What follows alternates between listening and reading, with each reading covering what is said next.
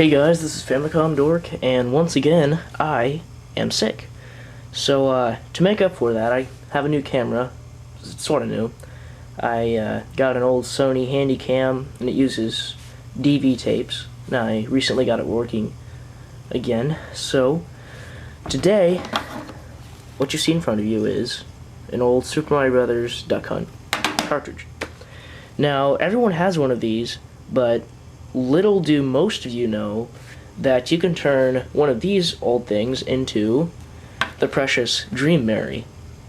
And all you need to do in order to do this is you need to have some tape, you need to have a piece of copper, and you need a game bit.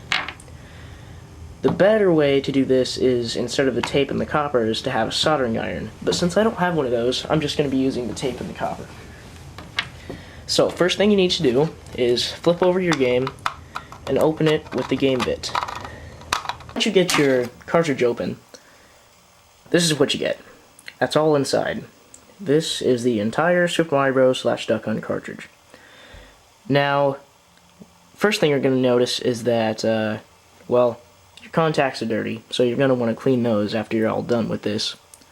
But the thing we're looking at is, you'll see right here, the H solder pad and the V solder pad. These two are what the game uses to determine the mirroring of the game. Now, all older Nintendo games, first generation games, have these solder pads, but later games, they're just built into the chips. So you can also try this on games such as Excitebike, probably a few black box games, those are just a few games that come to mind. Excitebike would be really cool.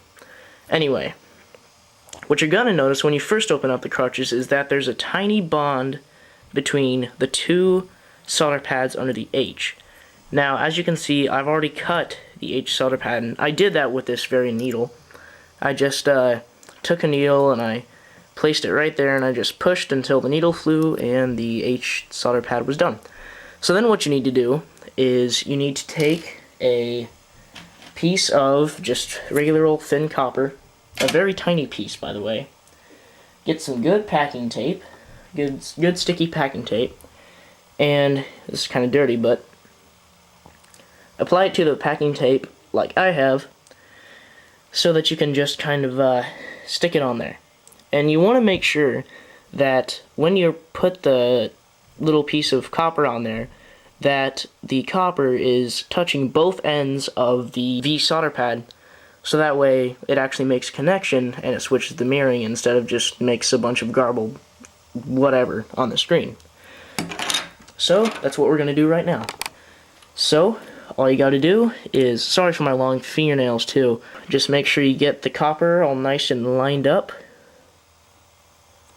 like so, and then if you don't get it right the first time, you can always just peel it off and try again. Now, obviously, over time, this tape is probably gonna, become less sticky, and it's gonna probably fall off.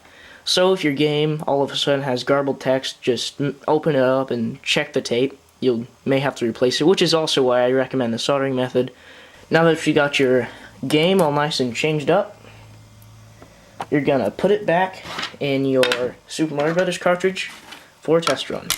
Now, obviously, you don't have to put in the screws because the game will still operate without the screws in it. So you only need to put those on after you're done cleaning the pins and making sure that it works right. So, let's put it on, and we'll pop it into my NES clone. Alright.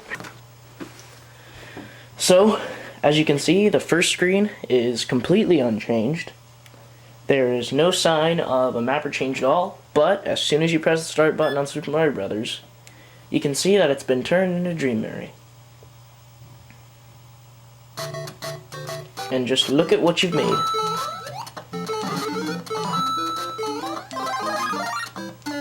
You just made something that most pirators can sell for about $15 in just a few minutes. So it's pretty cool when you finally realize that you made one of these yourself, and you can, like I said, you can always switch it back if for whatever reason you don't like it. what I plan on doing is, this is my only NES copy of Super Mario Bros. Duck Hunt. If for whatever reason I want to buy another one, they're only like 50 cents. Which is another great thing about this game, is that you can buy it virtually anywhere that sells old games, so you never have to worry about if you mess up severely. I also have a Famicom version of Super Mario Bros., so I don't really worry about it. But it's still very cool, and for those of you who are asking what happens when you try Duck Hunt with reverse mirroring, let's find out. Gonna take the old gray zapper.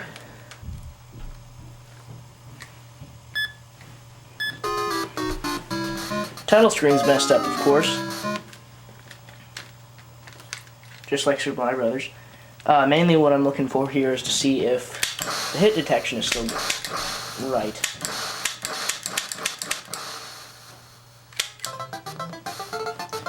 From what I'm seeing so far, it's pretty good.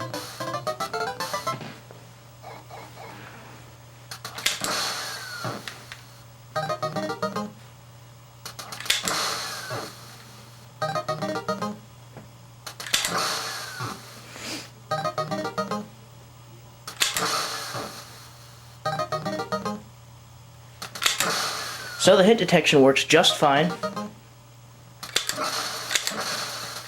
Just want to make sure of that. Hit detection works just fine. So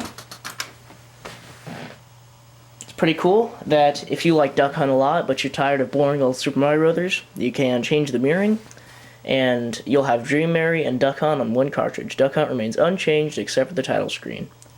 But I just thought I'd make this video to show you guys how to make Dream Mary with just a Super Mario Brothers cartridge, some copper, some tape, and something to cut it with.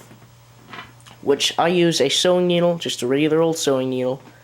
They aren't hard to come by. And make sure that you've got a game bit, because if you don't have a game bit, you won't even be able to get the thing open unless you plan on hammering open the cartridge, which I do not recommend. So, I hope you enjoyed this video. Famicom Dork, signing off.